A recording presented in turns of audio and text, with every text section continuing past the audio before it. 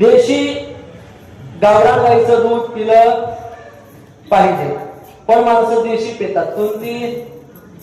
जी पिऊ काय तिची कमाल सांगावं महाराज. एकदा का तिच्या नादी लागला मनुष्य की पुन्हा पाठीमागं येत नाही. आमचे गुरुवारी बाबा सांगत असतात, काय झालं, एक दारू द्या, रोज दारू पिऊन घरी यायचा आणि दारू पिऊन आल्यानंतर बायको रागराग करायची, रोज घरामध्ये भांडण असायचं.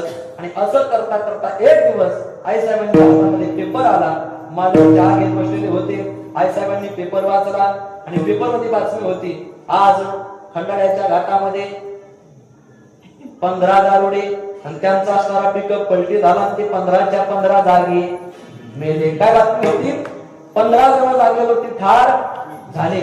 आईसाहेबांनी तो कप हातातला खाली टाकला, काही काही धावत गेल्या मालकाकडे आणि सांगितलं, मालक पाया पडते तुमच्या, पण दारू बंद करा. काय झालं?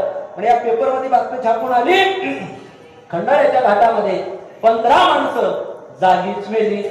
मालकच होता महाराज, 8 दारुड्या. तो म्हटला उद्यापासून